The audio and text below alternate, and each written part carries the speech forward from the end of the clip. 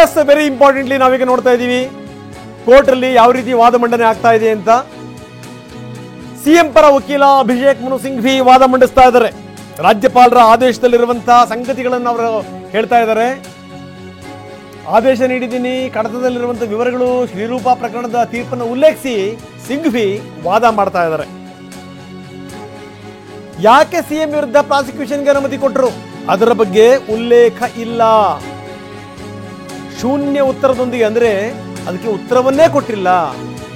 ಹೇಗೆ, ಯಾವ ನಿರ್ಧಾರ, ಯಾವ ಶಿಫಾರಸು, ಅದರ ಮುಖಾಂತರ ಕೊಟ್ಟಿದ್ದೀನಿ, ಇದ್ಯಾವುದನ್ನು ಕೂಡ ರಾಜ್ಯಪಾಲರು ಉಲ್ಲೇಖ ಮಾಡಿಲ್ಲ. ವಿವೇಚನೆ ಬಳಸಿರೋದು ಆದೇಶದಲ್ಲೇ ಕಾಣಬೇಕು, ಆದ್ರೆ ಕಾಣ್ತಾ ಇಲ್ಲ. ಅದರ ಅರ್ಥ ಅವರು ವಿವೇಚನೆಯನ್ನು ಬಳಸಿಲ್ಲ. ಇದು ಅಭಿಷೇಕ್ ಮನು ಸಿಂಘ್ವಿ ಹೇಳ್ತಿರುವಂತಹ ಮಾತು. ಭ್ರಷ್ಟಾಚಾರ ತಡೆ ಕಾಯ್ದೆಗೆ ಸೆಕ್ಷನ್ 17A ಸೇರ್ಪಡೆಗೆ ಕಾರಣ ಇದೆ, ಅದರ ಉಲ್ಲೇಖ ಮಾಡ್ತಾರೆ ಅಭಿಷೇಕ್ ಮನು ಸಿಂಘ್ವಿ. ಸರ್ಕಾರಿ ಅಧಿಕಾರಿಗಳಿಗೆ ರಕ್ಷಣಾತ್ಮಕ ಫಿಲ್ಟರ್ ನೀಡಲಿಕ್ಕೆ 17A ಸೇರ್ಪಡೆಯಾಗಿದೆ. ಹಲವಾರು ತೀರ್ಪುಗಳನ್ನು ಉಲ್ಲೇಖಿಸ್ತಾರೆ. ಮೊದಲಿಗೆ ಲೋಕಾಯುಕ್ತ, ಲೋಕಪಾಲರ ಅನುಮತಿಗೆ ಪ್ರಸ್ತಾಪವಿತ್ತು. ಅದಾದ್ಮೇಲಿನ ಘಟನಾವಳಿಗಳು, ಸಚಿವ ಸಂಪುಟದ ಶಿಫಾರಸಿಗೆ ಇಂಥ ಭಾಗ ತಪ್ಪು ಅಂತ ರಾಜ್ಯಪಾಲರು ಹೇಳಿಲ್ಲ. ಸಚಿವ ಸಂಪುಟ ಏನು ಶಿಫಾರಸು ಮಾಡ್ತು ಅದರಲ್ಲಿ ಇಂತಿಂಥ ಅಂಶಗಳು ತಪ್ಪು ಅನ್ನೋದನ್ನು ಹೇಳಿಲ್ಲ. ವಿವೇಚನಾಧಿಕಾರವನ್ನು ರಾಜ್ಯಪಾಲರು ತರ್ಕಬಾಹಿರವಾಗಿ ನಡೆಸಿದ್ದಾರೆ. ಅಂದರೆ ಇವರು ಕೊಟ್ಟಿರುವಂಥ ವಿವರಗಳೇನೇನಿದೆಯಲ್ಲ ಅದರಲ್ಲಿ ತರ್ಕವೇ ಇಲ್ಲ ರಾಜ್ಯಪಾಲರು ಕೊಟ್ಟಿರುವಂಥದ್ರಲ್ಲಿ. ಇದರಲ್ಲಿ ಏನು ಅರ್ಥ ಇದೆ ಹಾಗಾದರೆ? ಯಾವ ತಪ್ಪು ಅಂತ ನಮೂದಿಸಬೇಕಲ್ಲ, ಸಿಎಂ ಪಾತ್ರ ಏನು ಅಂತ ಹೇಳಬೇಕಲ್ಲ. ಯಾವುದರ ಬಗ್ಗೆನೂ ಕೂಡ ಅವರು ಉಲ್ಲೇಖ ಮಾಡಿಲ್ಲ. ರಾಜ್ಯಪಾಲರ ಆದೇಶದಲ್ಲಿ ಅವರು ಪರಿಶೀಲಿಸಿದಂಥ ಫೈಲ್ಗಳ ಉಲ್ಲೇಖ ಇಲ್ಲ. ಇನ್ನು ಈ ದೂರುದಾರರ ಬಗ್ಗೆನೇ ಸಂಶಯಗಳಿವೆ, ಅಂಥವ್ರನ್ನ ಇವರು ಪುರಸ್ಕರಿಸಿದ್ದಾರೆ.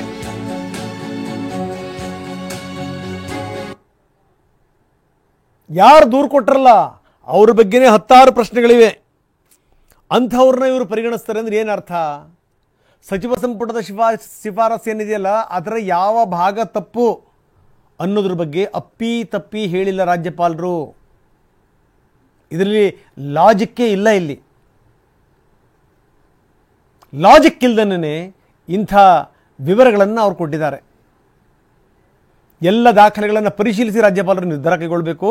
ಯಾವ ದಾಖಲೆಗಳನ್ನು ಪರೀಕ್ಷೆ ಮಾಡಿದ್ರು ಇವರು? ಯಾವ ದಾಖಲೆಗಳನ್ನು ಪರೀಕ್ಷೆ ಮಾಡಿದರು? ಅವರು ಪರಿಶೀಲನೆ ಮಾಡಿದಂಥ ಫೈಲ್ಗಳ ಉಲ್ಲೇಖ ಏನಾದರೂ ಕೊಟ್ಟರ? 1000 ಪುಟಗಳ ದಾಖಲೆ ಪರಿಶೀಲಿಸಿ ಅದನ್ನು 5 ಪುಟಗಳಲ್ಲಿ ಹೇಳಲಿಕ್ಕೆ ಸಾಧ್ಯನಾ? ಒಂದು ಸರಿ ಏನಾದರೂ ಅವರ ಆದೇಶ ಓದಿದರೆ ಒಂದು ಕ್ಲಿಯರ್ ಕಟ್ ಕ್ಲಾರಿಟಿ ಸಿಕ್ಕಿಬಿಡಬೇಕು. ಓ, ಈ ವಿಚಾರಗಳನ್ನು ಮಂಡಿಸಿದರಪ್ಪ, ಇಂಥ ಸಂಗತಿಗಳನ್ನು ಹೇಳಿದರಪ್ಪ, ಈ ರೀತಿ ದಾಖಲೆಗಳನ್ನು ಪರಿಶೀಲಿಸಿದರಪ್ಪ, ಇದನ್ನು ಆ ಪಾಯಿಂಟ್ಗಳನ್ನು ಉಲ್ಲೇಖಿಸಿದರಪ್ಪ. ಅವರು ಮಾಡಿದ್ದು ಆ ವಿವೇಚನೆ ಆದೇಶದಲ್ಲಿ ಕಾಣಬೇಕು. ಯಾವುದು ಕಾಣ್ತಾ ಇಲ್ಲ ಇಲ್ಲಿ. ಆದೇಶ ನೀಡಿದ್ದೀನಿ, ಕಡತದಲ್ಲಿ ವಿವರ ಇದೆ ಅನ್ನೋ ಹಾಗಿಲ್ಲ. ನೀವು ಅದರ ವಿವರಗಳನ್ನು ಕೊಡಬೇಕು. ನೀವೇನಾದರೂ 1000 ಪುಟಗಳನ್ನು ನೀವು ಓದಿದ್ದೀರಿ ಅಂತಂತಂದರೆ ನೀವು 5 ಪುಟ ಕೊಡಿ. ಆ 5 ಪುಟದಲ್ಲಿ ಅದಕ್ಕೆ ಸಂಬಂಧಪಟ್ಟ ಒಂದು ಕ್ಲಾರಿಟಿ ಬೇಕು. ತರ್ಕರಹಿತವಾಗಿ ನೀವೇನೇನೋ ಮಂಡಿಸ್ಬಿಟ್ರೆ ಅದನ್ನು ಹೆಂಗೆ ಒಪ್ಲಿಕ್ಕೆ ಸಾಧ್ಯ?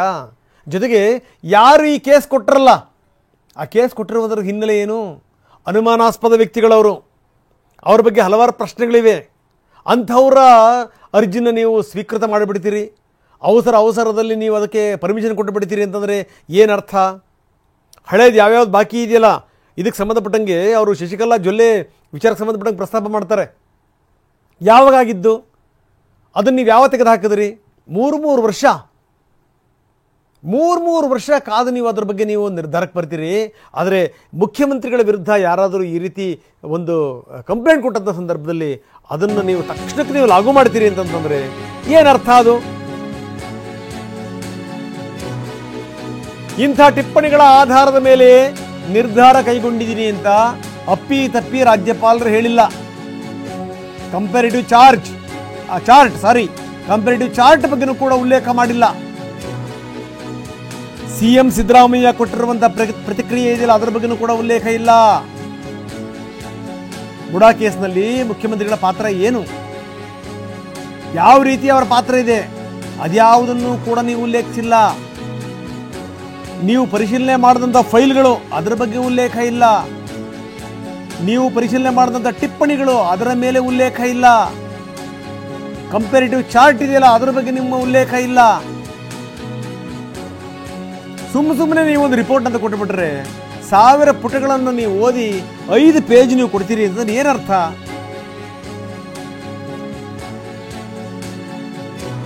ಸಾವಿರ ಪುಟಗಳನ್ನು ಓದಿ ನೀವು 5 ಪುಟಗಳಲ್ಲಿ ಏನಾದರೂ ಕೊಡೋಕ್ಕೆ ಸಾಧ್ಯನಾ? ಅದಕ್ಕೊಂದು ಕ್ಲಾರಿಟಿ ಬೇಡವಾ?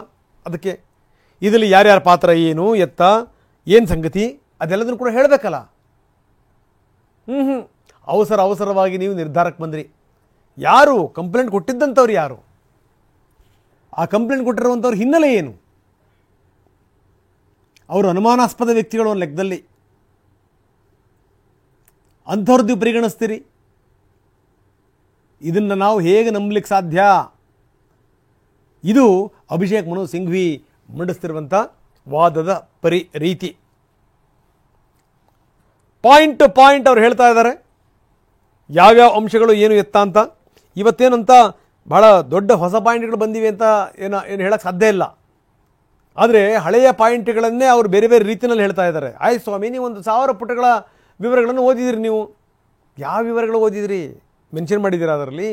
ಯಾವುದನ್ನು ನಿಮಗೆ ಅನುಮಾನ ಬಂತು? ಮೆನ್ಷನ್ ಮಾಡಿದ್ದೀರಾ ಅದರಲ್ಲಿ? ನೀವು ಯಾವ ಟಿಪ್ಪಣಿ ಕೊಟ್ಟರೆ ನೀವು ಟಿಪ್ಪಣಿಯ ಬಗ್ಗೆ ನೀವು ಮೆನ್ಷನ್ ಮಾಡಿದ್ದೀರಾ? ನೀವು ಯಾವುದನ್ನೂ ಕೂಡ ಮೆನ್ಷನ್ ಮಾಡಿದರೆ ಅದು ಹೇಗೆ ನೀವು ನಿರ್ಧಾರಕ್ಕೆ ಬರ್ತೀರಿ ನೀವು? ಹಾಗಾದರೆ ಇದು ತರ್ಕರಹಿತ, ಇದು ಆಧಾರರಹಿತ. ಇದು ಈಗ ಮುಖ್ಯಮಂತ್ರಿಗಳನ್ನು ನೇರವಾಗಿ ನೀವು ಮುಖ್ಯಮಂತ್ರಿಗಳ ಮೇಲೆ ಆರೋಪ ಹೊರಿಸ್ತೀರಿ ಅನ್ನೋದಾದರೆ ಏನರ್ಥ? ಅದು ಯಾವ್ಯಾವ ಅಂಶಗಳನ್ನು ಇಟ್ಕೊಂಡು ಅವ್ರನ್ನ ನೀವು ಇದರಲ್ಲಿ ಭಾಗಿದಾರರು ಅಂತ ಹೇಳ್ತಾ ಇದ್ದೀರಿ?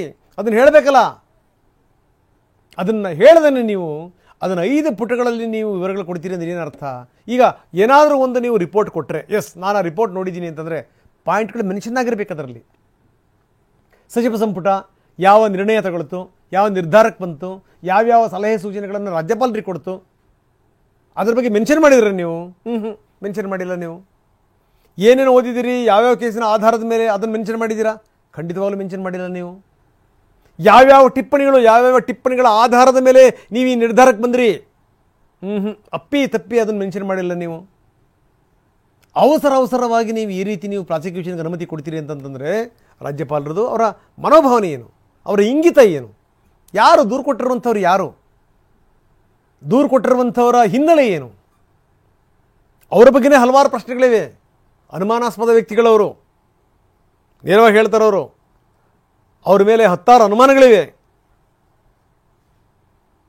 ಅಂಥವರ ದೂರನ್ನು ನೀವು ಅವಸರವಾಗಿ ನೀವು ಪರಿಗಣಿಸಿಬಿಡ್ತೀರಿ ಅಂತಂತಂದರೆ ಏನರ್ಥ? ಇದು ಇದನ್ನು ನಾವು ಒಪ್ಪಲಿಕ್ಕೆ ಸಾಧ್ಯವೇ ಇಲ್ಲ.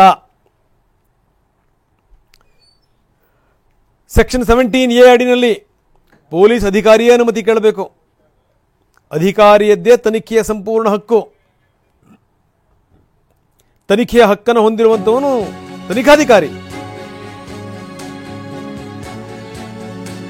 17A ಸೇರ್ಪಡೆ. ಸರ್ಕಾರಿ ಅಧಿಕಾರಿಗಳಿಗೆ ರಕ್ಷಣಾತ್ಮಕ ಫಿಲ್ಟರ್ ನೀಡಲಿಕ್ಕೆ ಅದನ್ನು ಸೇರ್ಪಡೆ ಮಾಡಲಾಗಿದೆ. ಮೊದಲಿಗೆ ಲೋಕಾಯುಕ್ತ, ಲೋಕಪಾಲರ ಅನುಮತಿಗೆ ಪ್ರಸ್ತಾಪವಿತ್ತು. ಅದಾದ್ಮೇಲೆ ಸಕ್ಷಮ ಪ್ರಾಧಿಕಾರಕ್ಕೆ ಇದರ ಹೊಣೆಯನ್ನು ಕೊಡಲಾಗಿದೆ.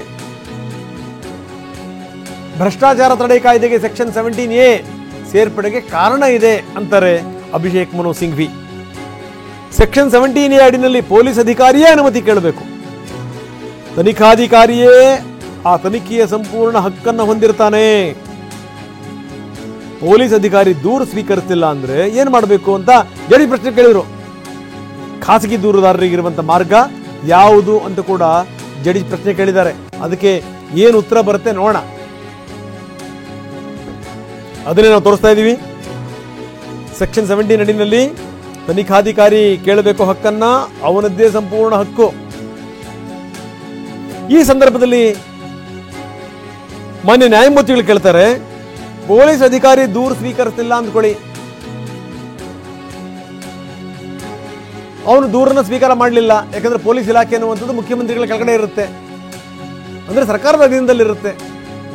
ಈಗ ಮುಖ್ಯಮಂತ್ರಿ ವಿರುದ್ಧ ಯಾರಾದರೂ ದೂರು ಕೊಡಕ್ಕೆ ಹೋದಂಥ ಸಂದರ್ಭದಲ್ಲಿ ಈ ಮುಖ್ಯಮಂತ್ರಿ ಮೇಲೆ ದೂರು ಅನ್ನುವಂಥ ಸಂದರ್ಭದಲ್ಲಿ ಪೊಲೀಸರು ಗಲಿಬಿಲಿಗೊಳಗಾಗ್ಬಿಡ್ತಾರೆ ನಮ್ಮ ಲೆಕ್ಕದಲ್ಲಿ, ಗಾಬರಿ ಎದ್ದು ಬಿಡ್ತಾರೆ. ಸ್ವೀಕಾರ ಮಾಡೋಕ್ಕೆ ಸಾಧ್ಯನಾ ಅವ್ರ ದೂರನ್ನು? ಮುಖ್ಯಮಂತ್ರಿಗಳ ಮೇಲಿನ ಕಂಪ್ಲೇಂಟ್ ಆ ಸಂದರ್ಭದಲ್ಲಿ ಏನಾದರೂ ಅವರು ಸ್ವೀಕಾರ ಮಾಡಲಿಲ್ಲ ಅಂದರೆ ಏನು ಮಾಡಬೇಕು? ಇದನ್ನು ನ್ಯಾಯಮೂರ್ತಿಗಳು ಪ್ರಶ್ನೆ ಮಾಡಿದ್ದಾರೆ ಅಭಿಷೇಕ್ ಮನು ಸಿಂಘ್ವಿ ಅವರಿಗೆ.